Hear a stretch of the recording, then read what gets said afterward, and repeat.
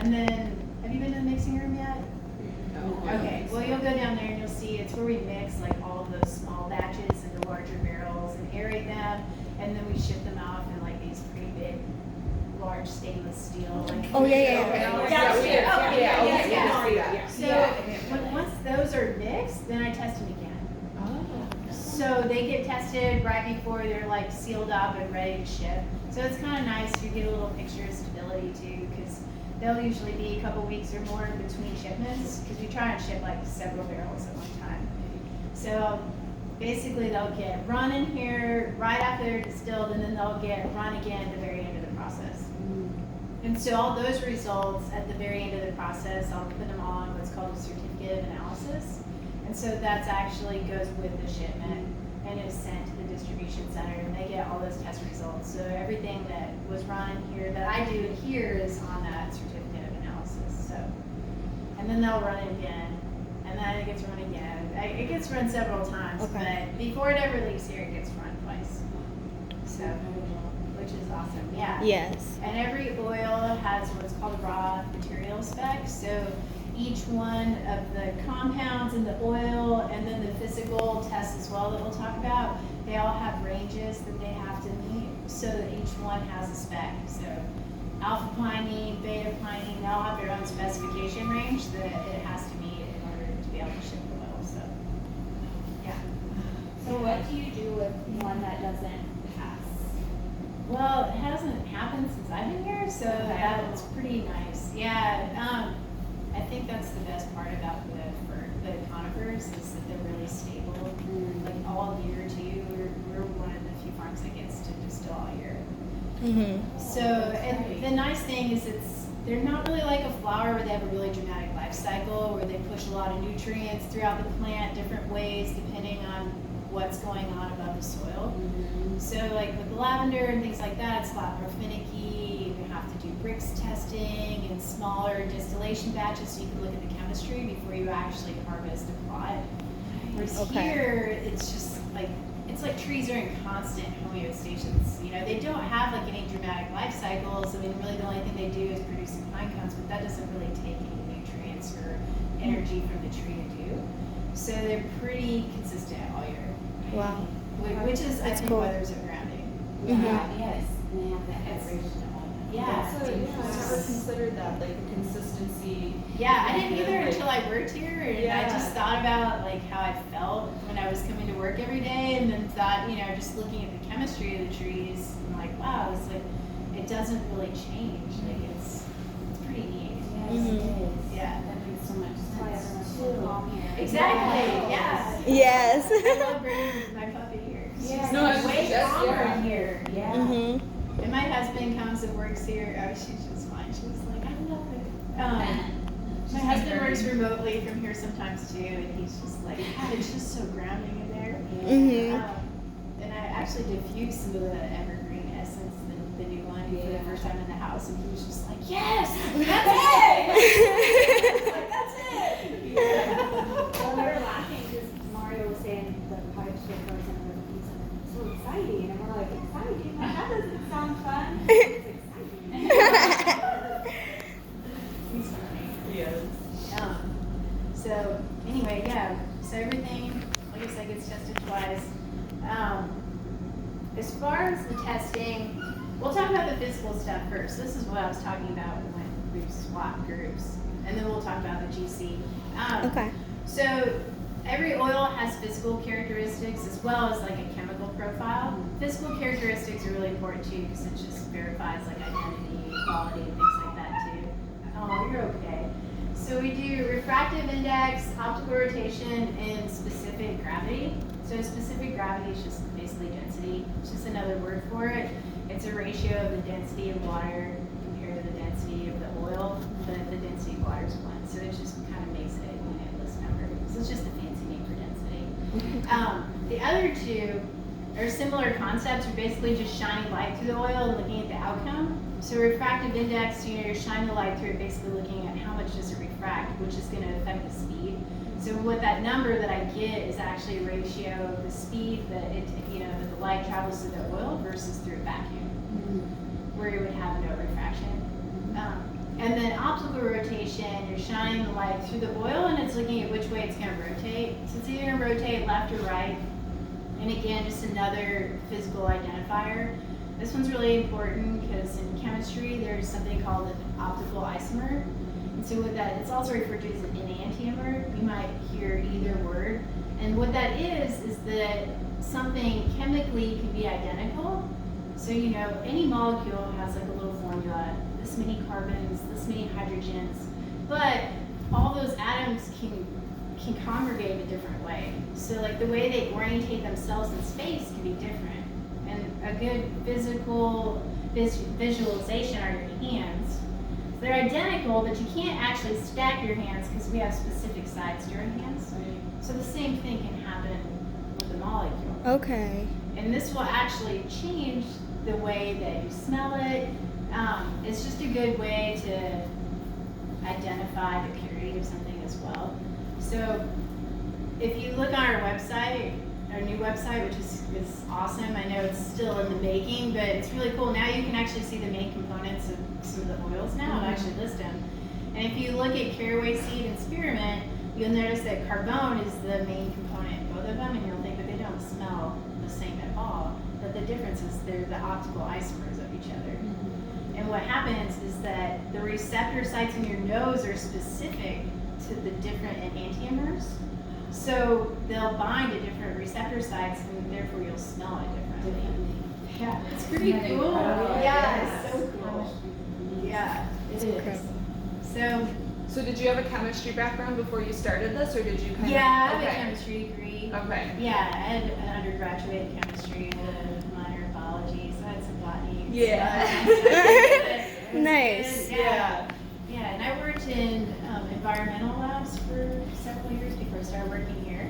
So testing water and soil, basically for contaminants in that scenario. And I've actually run a GC before, this same particular one, this GCFID, but looking for diesel and petroleum contamination in water and soil.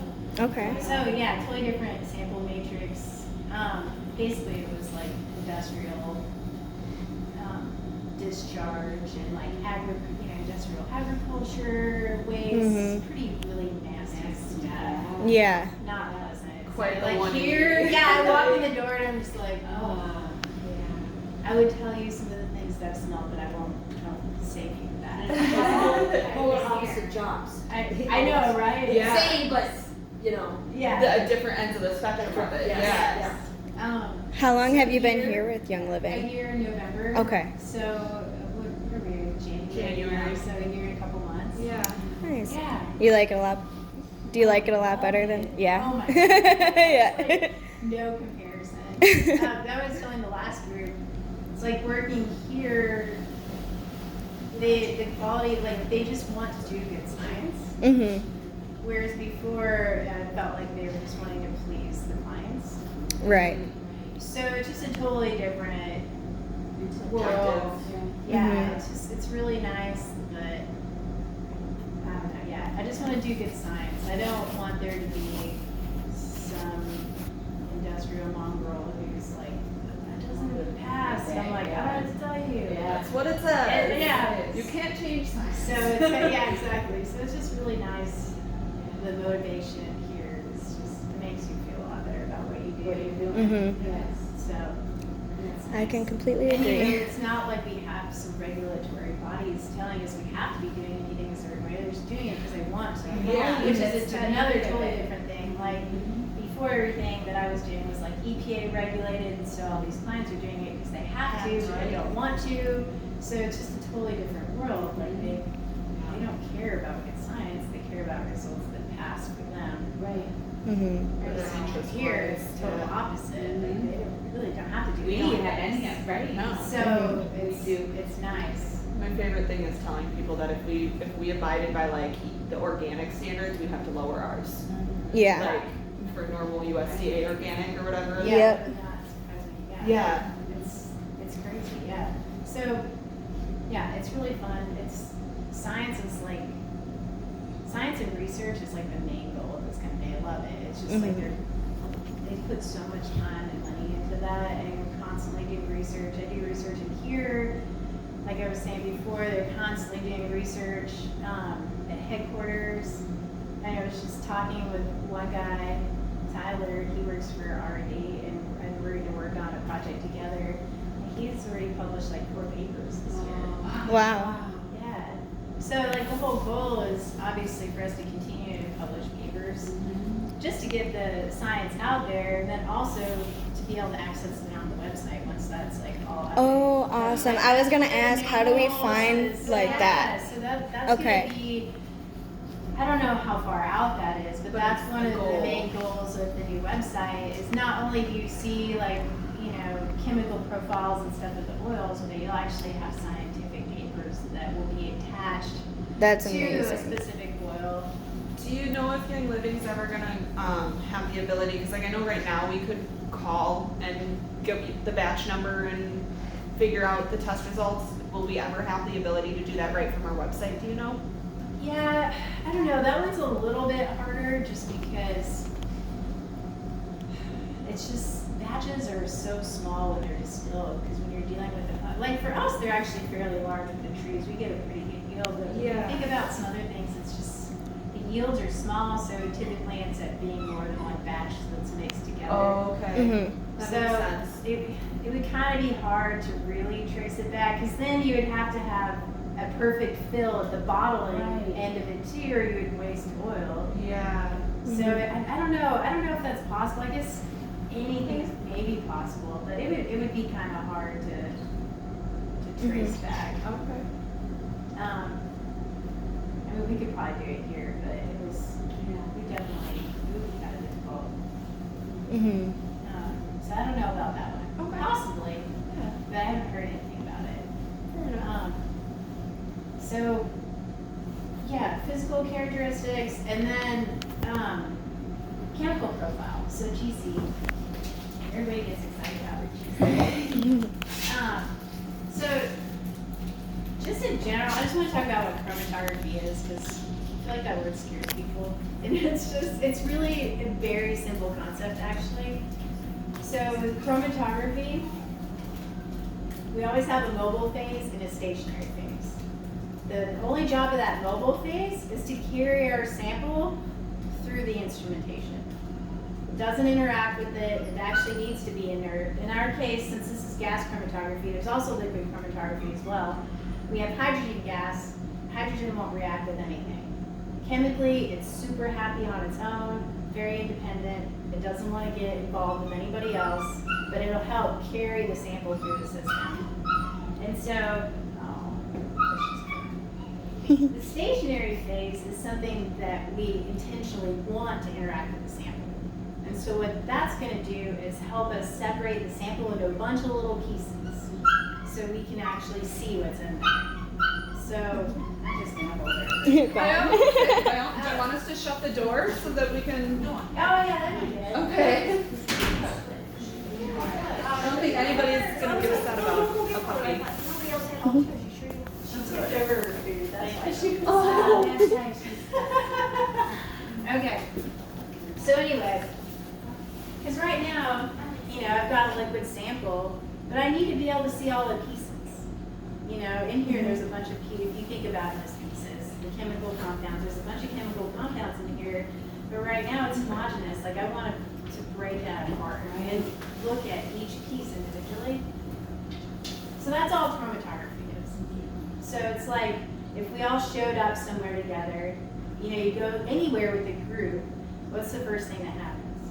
People separate. Mhm. And the reason being is because we all interact with our environment differently. So, you know, say we all went to a flower farm together, or like we all went to an amusement park or something. You know, everyone's gonna have a different attraction to whatever we're looking at. So obviously, if someone has a really strong affinity for whatever it is that's around them, they're going to interact with it more. It's gonna take you longer to go through walk through the flower farm or to walk through a museum, whatever it is. That's what's happening with chromatography. Wow. It's just that instead of people, it's the chemicals, the chemical constituents. So, I love that analogy. I'll show you some pictures too. But Cool. actually, there is a flower farm down the road. Yeah. I love that analogy because I was just like, I mean, the second I walked through the gate, I made it like 2 steps and I was already taking pictures. And like, I couldn't make it at 5 feet without taking like a Yeah. but I imagine some people could care less to go to a flower farm, you know, and they'd be done in 5 minutes and ready to go. Mhm. So anyway, that's how we're separating our sample into pieces. Okay. So we'll get to that more in a second, but now we'll just kind of talk about the basics of how this is going to happen. So what happens is this syringe is actually going to pull a little bit of sample, and it's going to inject it down into what's called the inlet.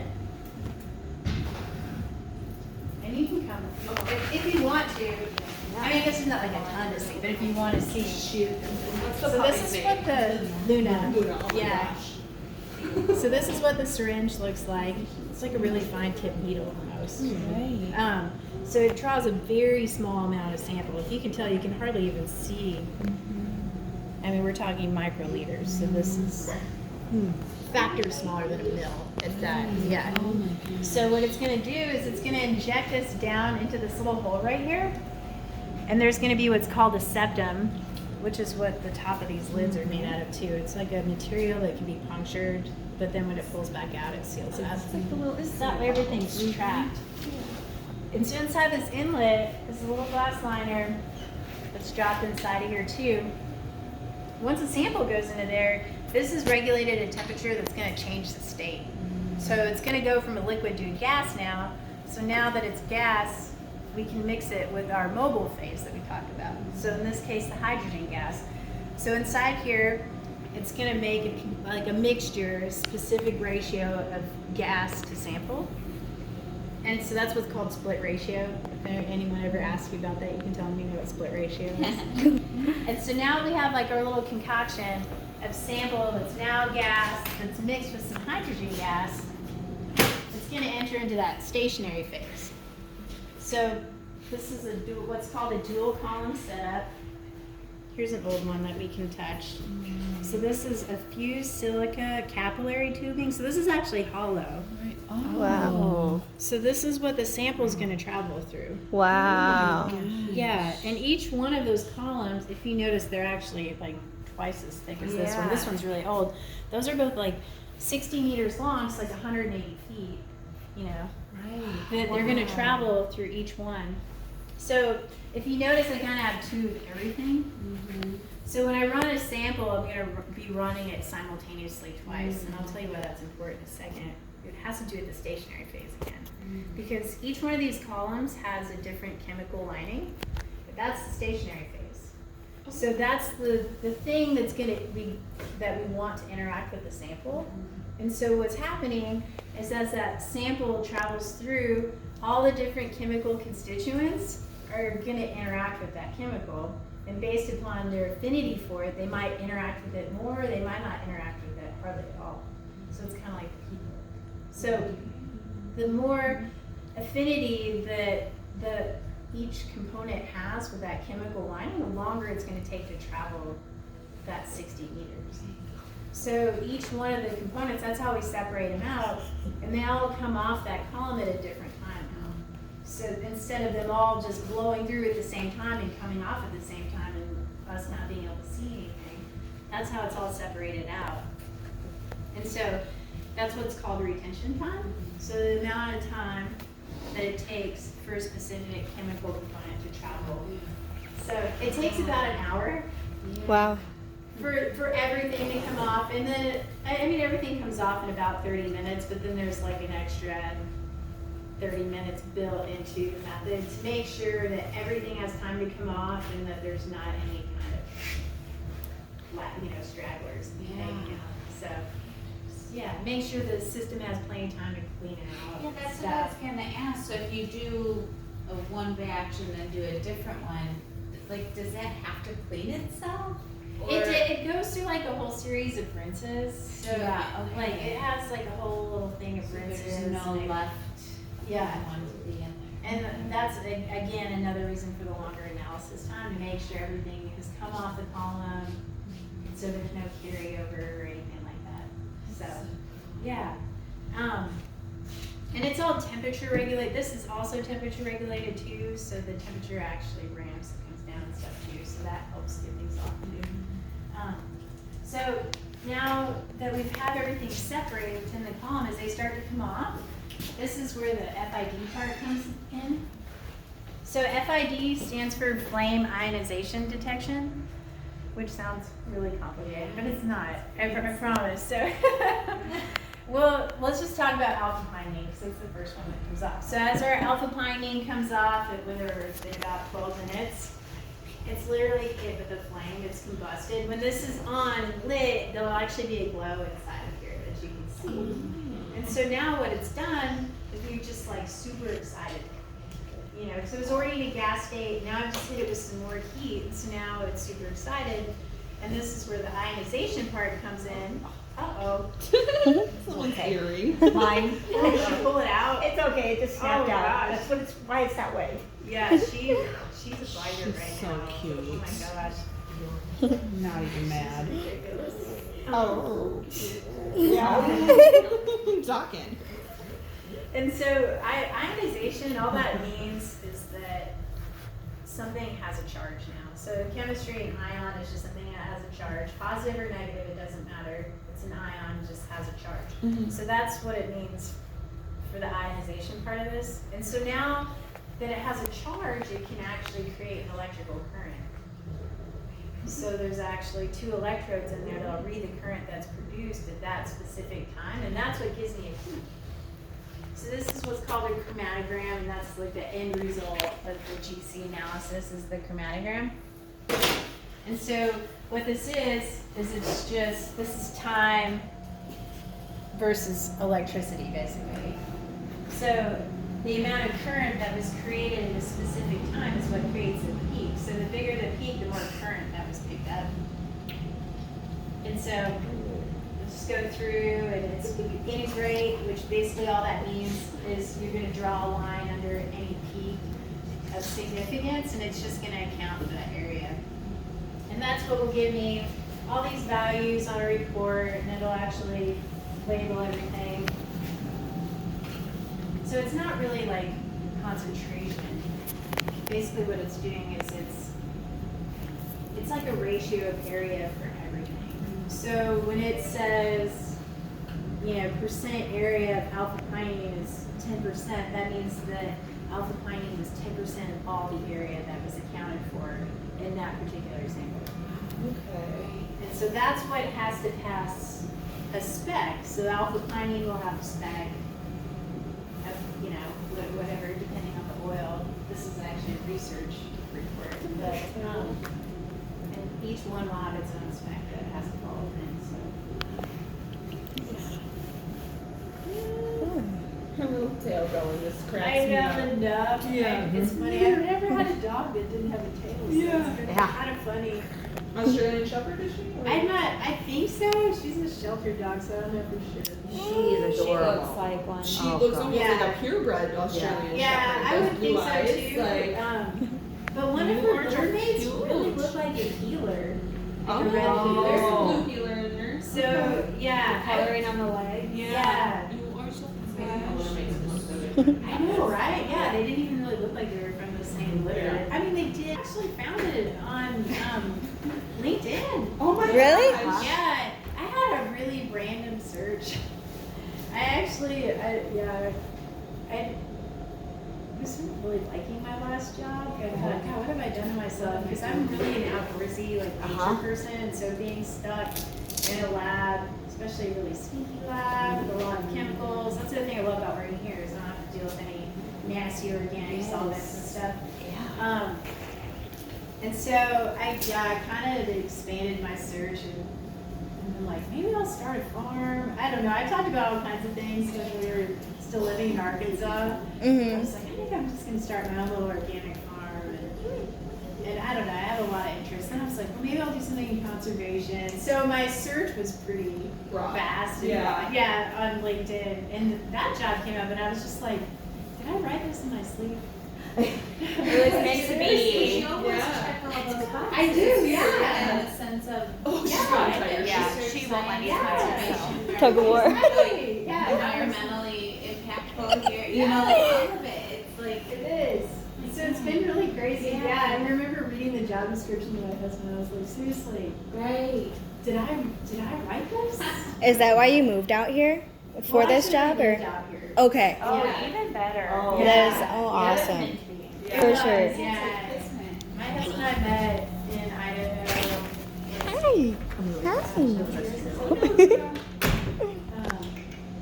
It's like 13 years ago or something. We met in Boise, and we've actually lived in 4 different towns now in Idaho. Because then we moved to McCall. who came up then with like our Like the standard? specification. Yeah, what we're like looking. Just years of data collection. Yeah, okay. Yeah, it's really kind of the only way to build a good specification for something is to just run a lot. Keep doing, yeah. And just looking at all the variations that occur like throughout seasons and things Yeah. like that. You know, 'cause there's so many different variables with nature. Hi. So I actually do reports, fill these reports up for everything that I run here, and it actually incorporates like distillery information too. So like how long a batch was distilled, and then it has harvest information too. And like it'll have yield for that particular batch, and then it'll have like where it was harvested, weather, like temperature, things like that. So there's a lot of variables. Yeah, yes. So, but lucky for us, it doesn't matter the trees. Yeah, yeah, it's kind of the beauty of it here.